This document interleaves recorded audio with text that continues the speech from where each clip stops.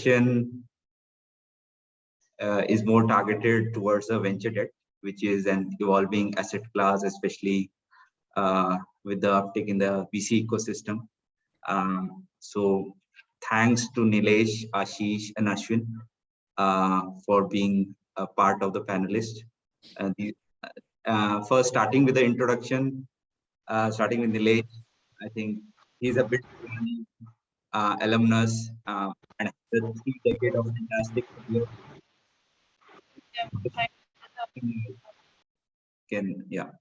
He has a 3 decade of fantastic career in the financial service industry, first in operating roles across multiple big Indian organizations, then selling a startup to Accenture PLC. He was a MD at Accenture Ventures, which is again a more than $40-50 billion global giant. And then before taking an entrepreneurial plunge in starting Trifecta in 2014. So pleasure, Nilesh, having you as a part of the panel. Thank you for having me. Yeah. Then we have Ashish, who is heading the Innoven Capital operations. He's a managing partner there and joined the firm in 2017. Previous to that, he had a 2 decade of global career with GE Capital, working across continents, India, US, Australia, Europe. He has served as the president of GE Capital, where he oversaw its activities in India through its NBFC. Innoven is leading venture lending firm, more focused in the Asia region. Welcome, Ashish. Thanks for being a part of the panel. Glad to join. Yeah. And we also have Ashvin, who is managing partner and member of Anicut investment committee. Ashvin again has fantastic 2 decades of career across investment banking, PE, angel investment, and private credit. He serves on board of several public and private companies and is a alumnus of LSE and Wesleyan University. Welcome, Ashvin. Thank you. Thanks, Al, for having me. Yeah. So maybe starting with Nilesh, I think it would be great if we can hear your journey and maybe hear from your lens how you started, especially from the venture debt space. How were the initial years, and just from your lens, how did the Indian venture debt landscape look like earlier, and how has it evolved over the last 7-8 years? Sure, thanks. At Trifecta Capital, we're trying to build an institution, that is, playing the role of a catalyst, supporting founders, startups in ways that are underserved. The big white space that we identified back in 2014 was venture debt. And we realized that the best way to deliver venture debt at scale is through a fund. And therefore, we started the country's first venture debt fund. I think the rest is history. Today we manage 3 funds, have over $1 billion of capital to give away as venture debt. We've supported nearly 110 companies with almost $450 million of venture debt. And the largest transaction we've done is about $35-40 million. So that's like a growth equity check. Along the way, venture debt has gained a lot of acceptance. And, there are my friends Ashish and Ashvin here, and then a couple of others. I think we've all done a reasonably good job of educating the ecosystem, whether it is the investor community, which is investing in our funds, or the VCs. Many of them still getting familiar with the idea of venture debt. And of course, founders and CFOs and so on and so forth. It's a fairly large industry now, almost 6,000-7,000 crores and growing at like 40-50% per annum. I would think that the Indian startup ecosystem is still underserved. The US venture debt industry is almost $20 billion a year. And so from that perspective, I think we have a long way to go. But the impact that we've been able to create as an industry has been enormous. And from a Trifecta Capital's own journey, we now have multiple arms to Trifecta Capital. We have a very large advisory business where we support nearly 150 odd companies. It's our fastest growing vertical, helping companies just get smarter about their finances. And then, of course, we have a growth stage equity fund, which is also a fairly large fund with $250 million. And we should be launching our second equity fund soon, which will take our AUM to almost $1.2, $1.3 billion. So that's been kind of our journey. Along the way, got to work with some of the greatest Indian founders. Many of them from Series A 7 years ago to now listed companies. So it's been an incredible journey just being part of this startup ecosystem, which also has grown beautifully over the last 7-8 years since we got founded. Right. And Ashish, it would be great to hear from your lens as well. Like Innoven also has been one of the initial players, deployed 700 million. So how was the journey from your lens, Innoven lens? And basically, given you had a pan-Asia presence also, what are the intricacies, say, versus a US venture debt, or say more in Southeast Asia? Are the products similar, or there is something different about Indian market also? No, I think so. For Innoven, some of it Nilesh alluded to.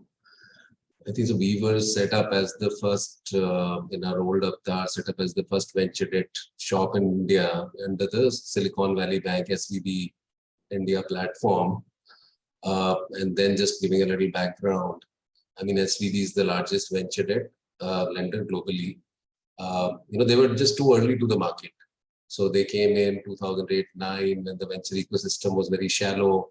So frankly, till 2017, the market was fairly small because, this is a derivative asset class. So eventually, the more primary equity capital comes into the capital structures, the more venture debt we can do.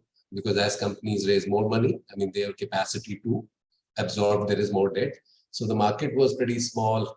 Plus, somebody had told them that they'll get a banking license in India, which frankly in India is a root canal, as all of us know. So I think by 2015, they couldn't get a banking license. Market was small. That's the time Temasek was looking to, kind of set up a venture debt platform across Asia. So that's when the name, the platform got acquired by Temasek, and that's when the name got changed to Innoven. And then subsequently in 2017, 16, 17, we opened up our office in Singapore. So we're the largest venture debt player in Southeast Asia. Then we opened offices in Beijing and Shanghai. We are not the largest, but among the top 3-4 players there. Now talking about the market differences, purely the product is, frankly, I mean, the origin of venture debt comes from the valley in the 70s. So, when venture, capital as a risk asset class came in, I mean, a lot of these companies could raise equity, but none of them would fit the risk box of a traditional bank or a lender. That's when a few people realized, well, if you pick up the companies that have raised the right, money from the right institutional investors, and you structure a debt tightly, and to justify that risk, you are also able to layer in and participate in equity upside in a smaller way. This is a pretty good asset class from a risk-adjusted return standpoint. So that's where, I mean, essentially the product came from the valley. The differences are obviously the US market is a lot more evolved. The kind of products that are available there, the depth of the market. I mean, we even have large transactions there, $400, $500 million. I think the China market, while it is pretty large, the second largest market from a venture ecosystem standpoint, equity, that venture debt market is not as evolved. So venture debt, penetration in China compared to the size of the market is not that high. Southeast Asia obviously is following India. So I think the Indian market has grown in leaps and bounds, both in terms of the size, both in terms of the diversity of players, ticket sizes, But so I'll rack and stack India somewhere as the from a venture debt standpoint, the third largest ecosystem, and obviously one of the fastest growing markets. I mean, otherwise differences are not too many. I mean, the one big difference I have seen is in other markets, venture debt players actually take a lot more equity warrants. So typically in our asset class, 2/3 in India at least, 2/3 of the returns are generated through fixed income. 1/3 of the returns are generated through equity kickers, whether through warrants or whether through small direct equity investments that we make in some of our portfolio companies. In India, the warrant coverage is smaller, but overall, the products, etc., are not very different. The way of underwriting is not very different. It all comes from the value. Yeah, I think we have come a long way, still minuscule versus value. But in terms of absolute quantum, it's still very large, over $1 billion kind of a figure. So moving on to Ashwin. Ashwin, you have a vast experience again in private credit and now more on the raising a equity fund also. So would love to hear your journey as well, how it has evolved, and maybe also learn few intricacies, how maybe venture debt is different from a, say, early or a mid stage VC.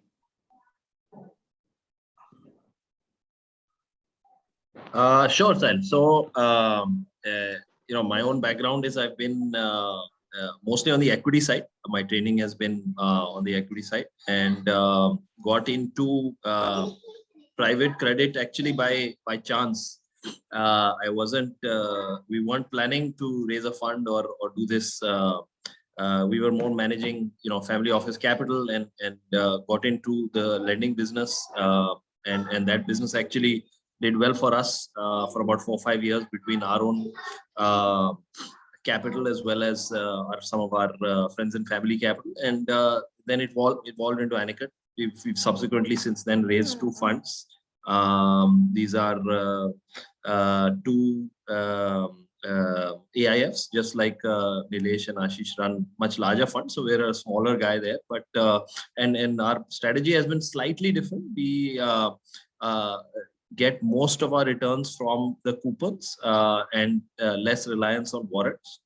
And we will do more structuring transactions. Every single credit is structured in a sort of a different way. So it's a almost a bespoke kind of a service that we provide. And we've done 2 funds. We'll probably get to a 3rd fund by the end of the year. So that's it on the venture debt. But on the equity side, we've also been, sort of partners with you guys on a bunch of deals on the angel side. And also, so we run an angel platform, and we also run we just recently started a growth equity fund, just like what Nilesh mentioned that they're doing at Trifecta, but we're still Series A, B. So we provide access to our investors both on the private credit side as well as on the equity side. Understood. Yeah. So Nilesh, since you also run a late stage equity fund, how does the lens change across the 2 buckets, say the venture debt and venture equity, and across stages? How would you typically evaluate, say, a venture debt deal versus a venture equity? You are on mute, Nilesh. Yeah, no, great question. Sahil, you know as well, my background, we are actually venture capitalists. I was the global head for venture investments from Accenture, and I was managing $1 billion balance sheet annually. And Rahul Khanna, my co-founder, kind of started the venture capital industry in India in 2004-05 with incredible, track record. So for us, in some sense, venture debt was something that we had to kind of learn, but it came easily to us because, essentially we were people who had been trained. We were entrepreneurs. We were trained in the startup ecosystem. We had been venture investors for many, many years. And we generally at Trifecta Capital are more conservative growth stage investors. So including our venture debt is more Series B and beyond. So, typically venture debt is B, C, D, E, and our growth equity fund is E, F, G, H, kind of stuff. So, the lens changes to the extent that on the venture debt side, we are looking at more preservation of capital as the first goal, and on the equity side, we're really looking for growth of capital. But being conservative, we obviously focus on businesses that we understand well, businesses that are beyond concept stage, established business models, good set of other investors alongside us, whether it is on the venture debt investments or venture capital investments. So, and the level of diligence is very, very different. On the venture capital side, we obviously focus a lot on legal diligence, strategic diligence, fin diligence, tax diligence, and all of that stuff. On the venture debt side, it's in some sense, low touch. We do all the diligence in house. Most of the diligence is strategic in nature in some sense. So I would say those are some of the nuances, but for us, the winning strategy has been the fact that we are essentially venture capitalists. And so we understand the businesses that we are investing in and not necessarily relying on other investors who may have come before us. Right. I think, yeah, the fundamentals do remain same, but moving on to the idiosyncrasies, Ashish, maybe can you highlight how, like, even the audience here mostly would be or more would have worked more on the equity side. How is a typical venture debt deal structured, right? And what are the nitty-gritties? What kind of returns do we target on the venture debt side? And is it different across stages or changes across products? So would love to hear from your side how would a typical structuring and I'll also touch upon a little bit the lens of equity versus debt, because that is a very interesting thing, and Nilesh touched on it, because and I'm assuming most people know Hindi. मतलब आप एक ही घोड़े पे पैसा लगा रहे हो, but eventually there is different ways you are looking at it. So again, the debt is largely why there are different structures. The plain vanilla structure is amortizing debt. Amortizing debt essentially could be anything between 24 to 36 months. There could be a few months moratorium. Early stage companies will have lesser moratorium. Growth late stage companies might have a little longer moratorium. So pretty much it's amortizing debt. You pay, month on month, your service, and pretty much pay it down. There are obviously a lot of use cases, including increasing runway, working capital expenditure, downside protection in case there is a market dislocation, things of that nature. Returns, again, it is the risk, the pricing is not very risk based. So frankly, it's not a perfect market where late stage companies are getting a significantly better, obviously they can get better terms, but not significantly better terms. So given, frankly, we are not a bank, so all the funds have a hurdle rate which is constant. So there is beyond a particular expected return, we can't go down even if you happen to be a flip card, because that would not come in our strike zone. Now, touching upon a very important part, how are the way we look at it differently. See, one is the risk return is very different. And I kind of joke with people कि early stage investing जो होती है, that is like Sehwag type batting style. वो BC नहीं खेलेगा, 5 में पहले over में out, but he'll give you that 50 ball 100, and if you're good in bracket, lucky VC, maybe you get a 150 ball 200. Venture debt is a Rahul Dravid type batting style. BC नहीं खेलो, don't get out. Take a lot of singles, which is a fixed income return. You took the money, you gave us back whatever 15-17% IRR we got. And every now and then Dravid, I'm not talking about the Dravid of Indranagar ka Gunda, but normal Dravid also, it's a 120, 130 ball 100, that becomes our equity kicker return. So it's a very different risk return. We are looking at exactly the same things, but not to the same level of detail. We are not going to go out and do a diligence where we have a syndicated study talking to customers. We'll talk to the equity investors and get what work they have done and their thesis, etc. The second is, typically in the early stage equity I'm talking about, you are looking at what can go right. This is what Bill Gurley of Benchmark was saying, forget about what can go wrong, look at what can go right. In venture debt, obviously we look at that, but we also spend a little bit more time on downside protection because the risk return is very different. So if you would have studied, type 1 error, type 2 error. Type 1 error is a false positive. In a typical early stage fund, let's assume you have a construct of 20 portfolio companies. I mean, the nature of the industry is such that, there will be a couple of companies that will return the fund, right? There will be a few companies, that will give you normal, and, some companies you may never exit or maybe written down. So an early stage investor is happy to take a lot of type 1 risk, which is false positives, as long as they don't miss out on that type 2 risk. Because, missing out a winner is pretty much a difference between your, becoming a star fund returner versus, kind of being on the side.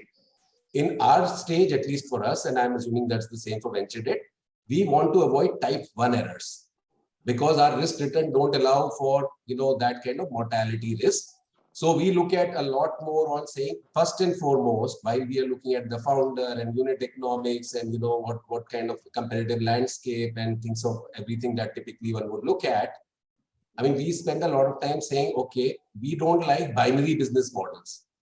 Either this is go big or go home. That's not the kind of risk a venture debt player wants to take. Equity guy will take that risk, very often, especially early stage equity. So that's the other thing that we look at, is do we feel confident that from a credit risk standpoint, even if there is a down valuation, even if the next round doesn't happen, is there enough in the business, both in terms of enterprise value, ability of the company to tone down the burn, where we'll get our fixed income returns back. So there are some fundamental differences. Otherwise, it's, as I said, you're putting money on the same, you're talking to the same founder, you're assessing the same things, but not to the same level of detail. We will not kick the tires to the extent an equity guy would. So long-winded answer, but I thought it's important to compare and contrast. No, I think, Ashish, you hit the nail on the head. One is the Sehwag's business. You need to not miss the winners. And the other is you can't have blow-ups, basically, right? So, and I think Nilesh and Ashvin are now playing both innings, Sehwag as well as Dravid, which is not an easy task, but, so that they're doing both. Fortunately for us, we've also built an incredible team, with Lavanya and Sandeep, who come from very large global platforms. Lavanya came from Goldman, Sandeep came from Hill House. So, we have a very high quality team, and we do believe that that ultimately this is a people's business. And so you need the best trained people, for every new strategy. right. Ashwin, you have also dabbled across both kind of batting styles. What has been the framework on especially the venture debt side? Like, do you have a specific thresholds? Like, how do you evaluate deals on the private credit venture debt side? Yeah. Sure. So, just in comparison, I think our companies tend to be slightly larger. So we are not, seed series A type companies, but we are lending to companies which are B, C, D. And, many of them may not even have a large financial sponsor. We are very, very happy lending to a traditional Indian, let's say, manufacturing company or a pharma company. We tend to be more special situations focused. So if there's a M&A event happening, let's say the two promoters, one of them is exiting, so there's a buyback opportunity for a founder. So we will go ahead and finance that. There could be an exit for a financial sponsor, a VC or a PE, who needs an exit, and the promoter needs to provide them that exit. So I would say we are somewhere between, traditional venture debt and NBFC. So where we have a little bit of a different space that we look at. And because of that, our companies tend to be larger. We take what we think is marketable collateral. So we will have founder shares as collateral. We tend to be the only lender in most of our companies. So it's a little bit more, credit focused diligence that we would do. So that's the niche that we've carved for ourselves. It's a much smaller, we think, a platform, and therefore we will never have, $1 billion fund doing this. It's more opportunistic in nature, and each deal has a special situation or a event around it where we will finance it. Understood. Right. And Nilesh, like given you also have like bunch of beautiful 25 unicorns in the stable, you have seen the whole journey. What are the use cases that I think fit very well with the venture debt offering? And what are different structuring also across stages, different type of companies? Would be great if you can help us get the flavor. Sure. Just let me just put, while there are, more relevant use cases, but fundamentally, venture debt is just another form of capital. Yeah, you can call it growth capital. It is like equity once it hits your bank account, except it's temporary capital and it has to be returned and it has to be serviced. Uh, Generally, a venture debt transaction does not prescribe any end use restrictions. So, the debt is general corporate purposes, and you could use it for, financing your working capital or capex or, or acquisitions. But a lot of companies, prescribe or subscribe to certain philosophies on why they want to take venture debt. There are those that want to finance working capital, which is classical what banks do, finance working capital. There are those that want to finance asset build out, whether it is product, if you're building IP, that's an asset build out, or you're setting up a factory or a cold storage chain or a warehouse, so you take debt for that. There are those who just want a little more capital and be prepared for rainy days, winter as they are calling it these days, and say, okay, I've got X amount of capital, can I make it 1.2x? So that's another reason to take it. You can call it insurance. There are those who just want to extend their runway and say, listen, I got a few milestones, but can I hit a few more and improve my valuation, say 1.5x? If I had a little more money, or I can accelerate growth, or I could do multiple things at the same time. But more recently, we've seen two very interesting use cases as companies have become larger. So one, of course, we now have like 100+ unicorns, and all of them are on a consolidation spree. We've seen what Byju's has been doing. We've seen what Big Basket has been doing. PharmEasy has been doing. And so a lot of these large, Good Glam, these are all Trifecta portfolio companies. These are all in the process of acquiring companies, and a lot of them are saying, listen, we don't want to just do a stock for stock, because again, equity is expensive.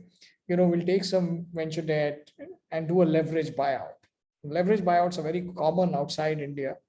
In India, there are some regulatory restrictions as it relates to banks and NBFCs, but that's one very big use cases. And just Trifecta Capital has financed at least 7-8 of these acquisitions, or 7-8 companies for at least 10-15 acquisitions in the last 12-18 months. So that's a very big, interesting use case.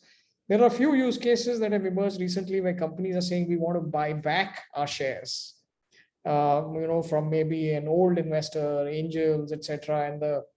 So that's one very interesting use case that is emerging. But at the end, it is also about pure mathematics.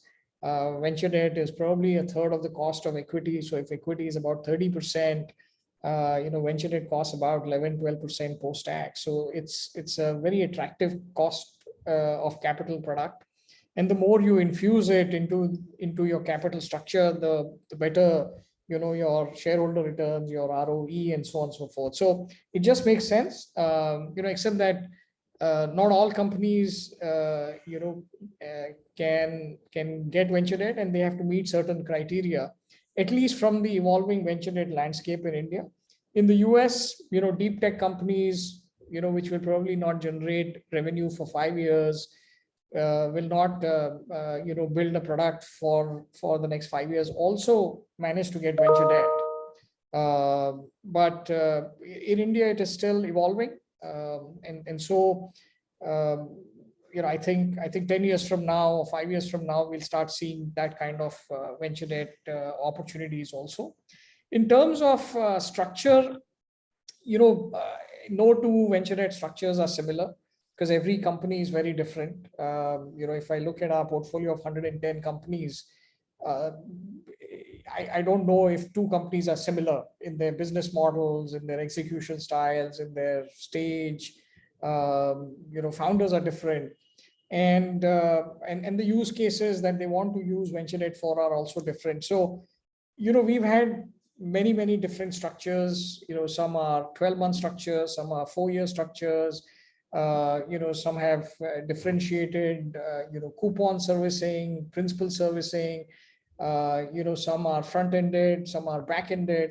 So I think a lot of it depends on cash flows, the needs of the company, and our estimate or determination of the risk in some of these. But definitely at Trifecta, we've developed a very interesting structure for SaaS companies, which is working very well for us, and clearly the acceptance of that product, which is not too dissimilar from a traditional venture debt product, but it's got a few nuances, which has been appreciated in the market. So, on the whole, I would say the structures tend to vary, but not too much. Got it. Thanks, Nilesh. I think that's quite helpful. Ashish, I have a question for you. So, given most of us on this in this section are working with on the venture equity side, at what stage do you think we should advise our startups to start looking at venture debt as an option? Of course, as a venture debt fund, you'll be looking to, so there's no mortality. So, how early is too early? So, I'll give you this answer in 2-3 ways, because this Series A, B, C, sometimes these nomenclature. There are people who raise Series A 50 million, there are people who raise 3 millions, there are seed rounds. But so at a high level, our strike zone is, at least, and Ashvin is slightly different. He would do, even if it's not institutionally funded for certain cases. At least for us, and I think most of the venture debt industry, the starting point is the company should have raised some level of institutional capital and achieve some product market fit, which again, PMF is also a very kind of fuzzy concept, as all of us know. So which typically would be Series A and later. Now, having said that, there might be a few exceptions. There may be companies that are very strong companies at a pre-A, which are in the process of doing a Series A. Sometimes they will take some small venture debt at that stage, and the balance of the money coming in with Series A. So that's the starting point. Now, from your standpoint, your portfolio companies, see, it depends on the use case. I think, Nilesh, so if see, in today's environment, for example, typically the rule of thumb used to be, you raise money, typically the founders are going to give a 15-18 month runway. And when the market was very vibrant, or you call it frothy, I think frothy is the right word, vibrant is the wrong word. They'll give a 18-month runway plan. They'll pretty much finish that in 13-14 months and basically look to kind of put runs on the board and raise the next round. Today's environment is where essentially every investor and every founder is saying 18 months may not be good enough. I think let's plan for a 24-month runway. So if your company, let's say, is raising a round, and that round, can be topped up by venture debt, I think that's a good kind of a use case. I think then there are use cases relating to, if it is a B2B company, there is a lot of working capital. The company may not be burning money on P&L, but as they're growing, working capital is kind of getting stuck. So working capital is always a good use case for B2B companies. That's more relevant there. So I think, let me tell you when you should not advise them to take venture debt, because everything else assume, venture debt is generally useful. So one would be if the company has just raised way too much capital, where essentially, and I've come across companies where other income, when interest rates used to be higher, was higher than the operating income. You've seen those as well. So if it's just way too much capital, where frankly, apart from some opportunistic acquisitions, etc., they don't know what to do with it, I think that there's no use case in my mind. You already are taking so much drag on the equity. The second is if the company is struggling and not a growth and late stage company where essentially, there's some enterprise value. You could argue value it's overvalued or not. Early stage companies, if the company is struggling, typically we won't do it. But I think I have never seen venture debt solve a product market fit or a business model issue. It may give them, kick the can down the road by 2-3 months, but really it is a problem both for the debt player, for the founder, as well as the equity investors, because we pretty much work, we work with the investors very closely, all of us. So I think so any point in time, because there is very limited thing to lose here. At best, you may come to a situation where you thought with 2020 hindsight that you probably could have done without venture debt. But, there's some cost. I mean, the whole scheme of things, it's not really going to make any difference to the final outcome. So I would say 70 to 80% of cases, generally venture debt is, has reasonable amount of utility. See, most of the venture debt, I think I'll explain it, the use cases. I mean, most of the decisions are driven by human emotions. So either it is greed or it is fear. So greed is very simple, both for early stage investor and for founders. They have to protect their equity dilution. So they're saying, hey, instead of $10 million, if I raise 8 of equity or 2 of debt, I'm only diluting, let's say 200,000 on the $2 million. So early stage investor is happy, and then you can put more runs on the board and raise the round at the right time. So that's one. I mean, fear is very simple, as you know, right? Because despite whether equity guys love their founders are very clear. Let me tell you, Ashish, they have a portfolio approach. I have a portfolio of one.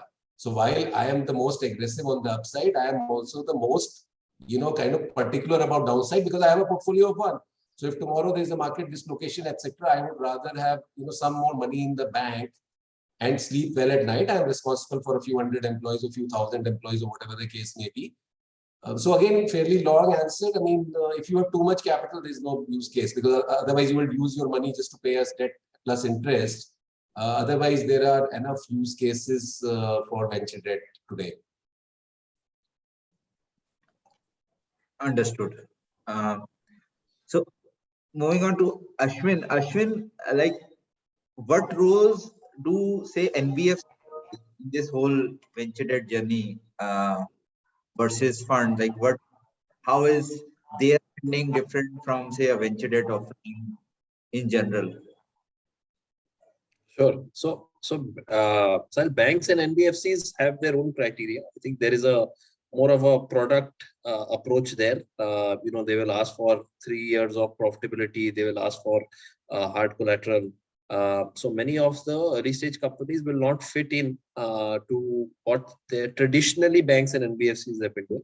Of late, we are seeing some NBFCs evolve and some banks also evolve programs for to do targeted venture debt.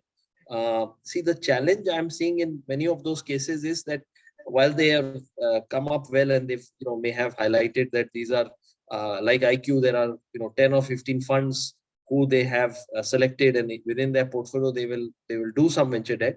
But the time that they take to make a decision, it is much longer than what Nilesh, Ashish, or I will get back to you. So typically in a week or two, we will give you a yes, no, yes with these covenants kind of answer, right? So you can have money in the bank in pretty much all cases in 30 days, maximum 45 days. So we bring speed and flexibility, whereas a bank and NBFC traditionally will not do that. Having said that, there are more innovative banks now who are trying to do this, and NBFCs, so they may be able to do it in the future. But I think as of now, I see them largely more focused on the bigger companies which have ability and track record and provide collateral versus the Series A, B companies. Right. And actually, is there a difference in the product offering also? Like, the speed is very big delta, because in startup, the 6 months down the line, sometimes the company itself is different. So, right. So you can't take so much time. But is the product offering by banks and NBFC different than what is being offered by venture debt? See, I would tend, and Ashish and Nilesh probably are better to answer this, but my sense is that they will not provide as much capital as any of us would do, because we would hopefully understand the equity side a little bit better, right? So a part of what we do, like Nilesh mentioned, is exactly like what you do, right? So you need to have a good understanding of what is the equity risk before you underwrite the debt risk. So banks may not come with that experience, and with that result, they may offer, let's say 2-3 crores to start off, which is probably too small for them as well as the company. So my sense is that it's also, other than speed, flexibility, it's also just the quantum. Of course, they can offer better terms, so they can fund at 9-10% versus we would all be a little bit higher than that. But I think just the ability for them to pull the trigger is low in my view. Yeah, Add to that. Yeah, go ahead, Ashish. Then I was just saying, I mean, again, we done a large NBFC as well with over 1,000 crores plus assets. So again, if you have an NBFC vehicle, but you're kind of doing venture debt specialist, then it's pretty much product is the same. The only difference is, instead of calling a loan, because loan is only for RBI approved NBFCs, here it is a debenture instrument that is more capital markets. But for traditional banks and NBFCs, it's very, very different, especially for banks. See, the only reason the whole venture debt industry exists is because it's not a bank. If tomorrow HDFC Bank could take comfort in high growth, high cash burn companies, I mean, there is no reason for all three of us to exist, because obviously they have everything, right, from a brand and cost of funds. So their approach is very different, because typically a startup would not fit the risk box of a traditional bank. Now, what their interest is, and I'm not counting the top 20 companies in India where they can draw some comfort, उनको Flipkart or ये बड़ी companies हटा देते हैं. But for 95% of the companies, their primary interest is to basically get the 360 degrees of, because these companies are raising a lot of capital, which means liabilities. Obviously, they want liabilities. Lot of this money, there are a lot of foreign exchange transactions. So all FX and rates business is very, very actually good for banks, because it is, you don't put capital against it, it's pure fee income. That's what they want to drive. A lot of these companies actually, especially in the consumer space and fintech space, have a lot of transaction banking business, right? You can be their nodal account, etc. A lot of these companies have, thousands, tens of thousands of employees. You want their primary payroll account. So they want all the good stuff. And as a part of that, they may take some term risk. They are happy doing working capital. When you have high quality debtors, they can do some invoice discounting. So they're happy to take short-term risks. They may actually put something saying, put all the money in my bank account, and against I'll give a 50-60% FD, and against that I'll take short-term risk. And nothing wrong with that. That is their risk box. I mean, that's what a bank is supposed to do. So there is very different approach and the mindset of how they go with the customer, what kind of fee income pools they generate, what kind of, we are able to take a lot longer tenor risk, given that we have a better understanding of the ecosystem and better appreciation. And the last thing, I mean, which is very important, is a lot of banks and other institutions, because venture obviously kind of took off in the last 2-3 years, have started putting in teams. But the moment challenges happen, which is what right now, whether you call it a deep freeze or winter, trust me, because I've been on the other side, there will be some mid-level risk person. Tomorrow there is a covenant breach, they can issue you an event of default notice. If tomorrow there is a problem, at least between Nilesh, Ashvin and me, we will not only talk to the founder, we'll pick up the phone and talk to the partner of the equity board members. We will have a very collaborative approach. So it's a very different kind of a mindset. I don't know, Nilesh, if you want to add a few other comments.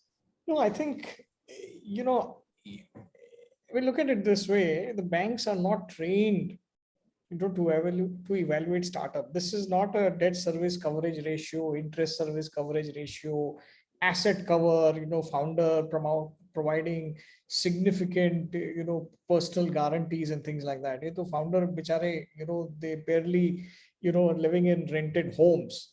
So, one, I don't think the bank employees are trained in the venture capital. It's a very specialized industry, right? And what is happening in India is not different from what is happening, say, in the West, in the US. The Bank of America's, Wells Fargo's don't do this business. One, it is very boutique. It's very small. It can never be very, very large. Yeah, I could become like a 4,000, 5,000 crore book. But if I look at State Bank of India's SME loan book, that's 400,000 crores. Yeah. So just return on effort, return on time, there's enough for them to do. Beyond the point that this will always remain a boutique business. 2, it's about expertise. 3, it is about regulatory environment where, as a fund, and that's why we did a fund, is under a fund structure, you have a lot more flexibility as compared to an NBFC and a bank, where, when there are ups and downs, then it becomes very, very tricky just to manage that. Listen, banks will do a little bit, and it is good that they are tipping their toes.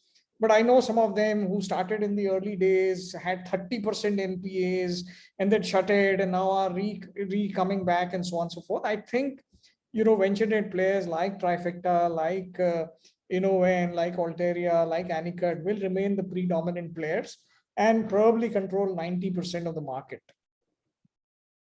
Got it. Thanks, Nilesh. I think this has been very helpful. Sahil and I do have a few more questions, but just in the interest of time, maybe we'll open it up for Q&A now.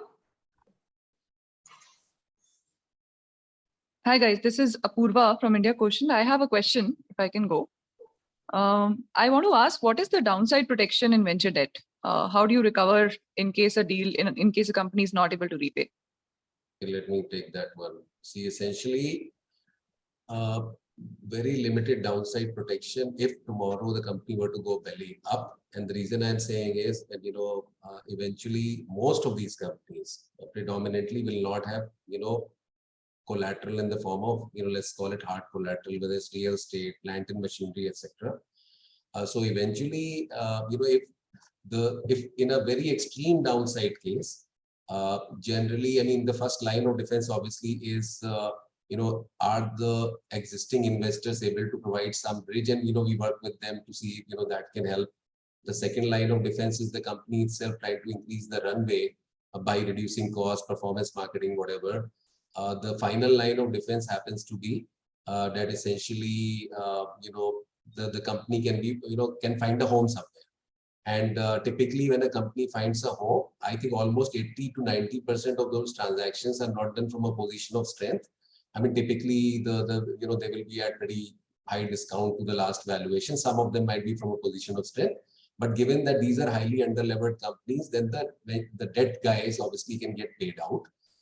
But beyond that, I mean, you will never see, taking a company to an NCLT and going through a root canal, and then, arbitrator comes in and eventually, sells those assets, because, nothing is left after that, right? Founders leaves, employees leave, even the code is not there. Amazon has not been paid, Facebook has not been paid, servers are shut. So long story short, downside protection typically is the last line of resort is, can this company find a home? Is there some enterprise value? It may be 80% discount to the last valuation. So that's generally the way to look at it. Great. Okay. I have a question. And this is Anush from Premji Invest. So in a typical venture debt, how do you go about building, constructing your portfolio? As you would have, let's say, 50 to 100 companies, and how will it be different from building a equity portfolio? Yeah, venture debt, Ashish and, Ashwin, if it's okay, I'll take that. One of the ways, and this is one of the most important ways that we manage risk and downside, is by significantly diversifying our portfolio. So at least at Trifecta Capital, we have significant, maximum exposure norms, which is based on sector, subsector, stage, VC fund, geography, and so on and so forth. And we also have a cap on what is the average ticket size we want, across our portfolio companies, and so on and so forth. Because you could have one bad company and that could hurt the fund returns. And so, the easiest way to manage risk is to diversify. Of course, you have to be diligent in identifying the right kind of companies. We also have generally stayed away from sectors that are highly regulated, because, as we all know, regulation follows innovation. And, sometimes, there are signs that, regulation or evolving regulation can hurt an industry or a sector. So we generally try and stay away from that. So But on a regular basis, we look at our portfolio and say, okay, we seem to be underserved on fintech or agri-tech or edutech or insurtech, and we go out and look out for companies, that could fill those gaps for us. Yeah. I mean, one thing I may add is, which most people who don't know venture debt won't realize, is because we have the ability to recycle capital. Typically, let's say if the fund size is $200 million, unlike equity, because we're getting principal back every month, you can actually put almost 2x or more to work during the investment period. So a 200 million fund would be able to put $400 million to work. And most of the venture debt would have a portfolio construct that would be both early growth and late. So in a $400 million portfolio, you could actually do maybe 80 transactions. Now 80 transactions may include maybe 20-25 follow-ons, because we obviously want to do follow-on transactions in our top performing portfolio companies. So you're looking at 50, 60, 70 unique companies in a $200 million fund. That would typically be the construct. However, because early stage companies are smaller check sizes and growth and late stage are bigger check sizes, 70 to 75% of the portfolio might be in growth and late stage, though the number of companies in early stage might still be 30-35%, but those are smaller checks. Super helpful, Ashish. Just one quick follow-up question here. In terms of the end sector, you have some kind of weightage in mind? No weightage. At least I can tell you, see, let's be very honest. Ultimately, this is a derivative asset class, right? Which means I am following equity. Sure. So even if I am, let's assume very, very bullish on, robotics, right? But robotics में अगर कोई equity वाला पैसा ही नहीं डाल रहा, so I mean, I'm not going to. So eventually, our portfolio is a function of where the equity is going in. Which means if you look at, the classic where the money goes in, the largest sectors would be the classic fintechs, the edtechs, the health techs, the SaaS, content, media, digital. So I mean, typically, I mean, because ultimately we need, companies to have raised equity, and if there is more equity coming in, more companies getting funded in particular sectors, there are more opportunities for us. The only caveat is there are certain companies which don't take venture debt as much. So we are underweighted there. So SaaS is a classic example, because a lot of these SaaS companies, as they become larger, they have access to US venture debt, right? So SaaS may, compared to the percentage of capital that gets in, I mean, the venture debt portfolio is much lesser. Gaming is another one. We have done a few gaming companies, but generally in gaming companies, once, they take off, I mean, they are profitable. And very quickly, I mean, VCs come in and, kind of do rounds, including internal rounds at higher valuation. So some companies are underweighted, but largely we have to follow where the equity capital is going, because that is a prerequisite for us to look at providing venture debt. Understood. Thank you so much, Ashish and Nilesh, for the responses. Thank you so much. Hi guys, just had a quick question. So we've seen revenue discounting platforms, lease financing platforms, SaaS revenue discounting platforms, Club, GetVantage, Pipe and the likes. How does that compare for, let's say, a founder compared to venture debt? It's basically, I mean, at a very high level, I mean, you can twist here and there, but ultimately it's financing. So there are fancy names of revenue-based financing, and I mean, eventually, what is revenue-based financing? They are looking for, and sometimes we do these which have a revenue-based financing kind of a construct, but not. So ultimately, they are saying we will not take any warrants. On the other hand, we are looking at models, whether it could be a D2C or SaaS company, which are predictable cash flows. And you take $100 from us, return $110 for us, we make 20-25% IRR, and every month we will basically deduct it from your revenues, because we can underwrite your revenues with a high level of confidence, plus minus, 20%, right? So ultimately, I mean, there are not huge amount of differences but I mean, there are some nuances, but ultimately the company is taking debt. With some bells and whistles around whether warrants or whether the structure is there, or whether maybe the covenants are covenant light or covenant heavy. Well, there's not huge amount of difference in my mind.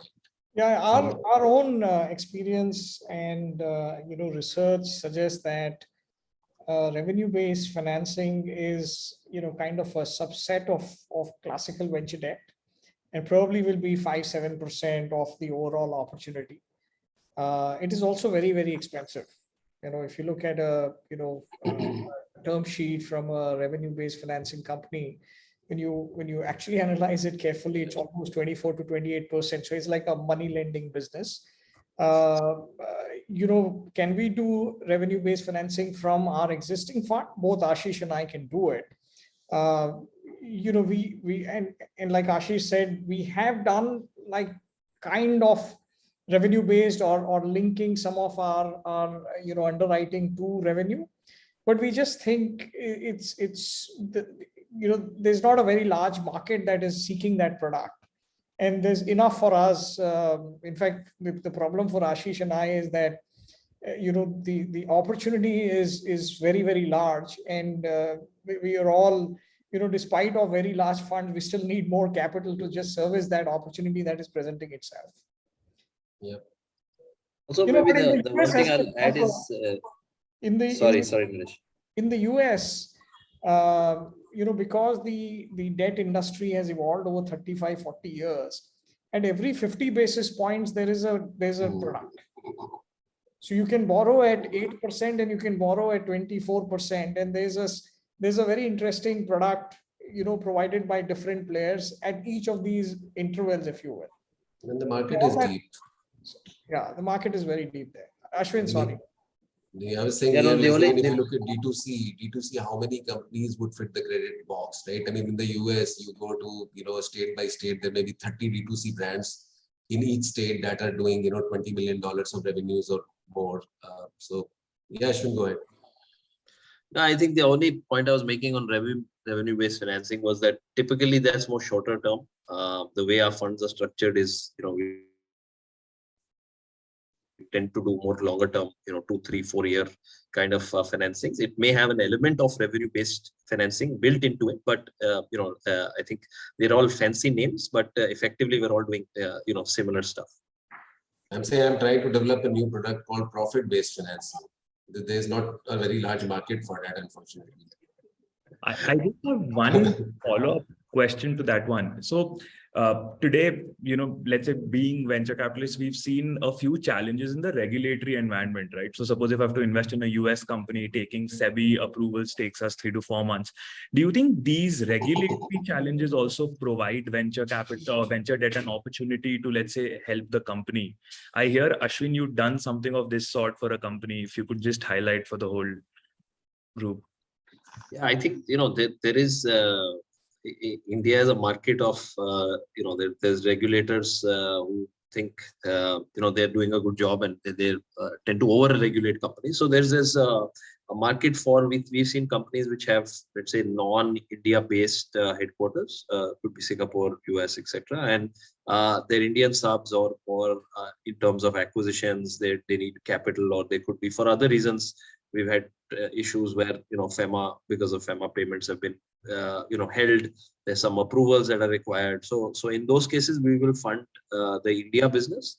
We will have some comfort, may not be directly, but indirectly, that we will take from the parent or the founders. And so there's a market for that. It's small. Again, it's opportunistic. So we will do that as well. And it could happen that the company in its parent geography is very well capitalized, but for some reasons, they are not able to bring money as a temporary capital. We will do that. And Prateek, we are all SEBI controlled AIFs or SEBI regulated AIFs. And we come under the same regulations as venture capital funds. So we are allowed also, like you, to invest up to 25% of our capital outside with SEBI permissions. Now, unfortunately, it doesn't make sense for us to do that because, if we lend in India at about 15% or so, in the US, the expectation will be that we're lending at 10, 12%. And then we take a lot of, Forex risk. So it just doesn't make sense, for us because we are predominantly an INR, fund to invest outside India. But we can. Understood. I don't have any. Thank you. Thank you so much for clarifying those. Cool. I think we are already a few minutes past the time slot. Ashwin, Ashish, and Nilesh, thank you so much for joining us today. It's been an absolute pleasure and for being patient with all of our questions. Thank you for joining us today. Thanks for inviting us, and tell all your good companies to take venture debt and all the average companies to not come to us. And thank you for organizing this, and I hope it helped. Yeah. Absolutely. Yeah, thanks, guys. I think the questions were very well researched and detailed. So I'm glad that we've had the chance. And if there's any follow-up, I think all three of us will be happy to answer those separately. Sure. Thank you. Bye-bye. Just see you guys. Thank you.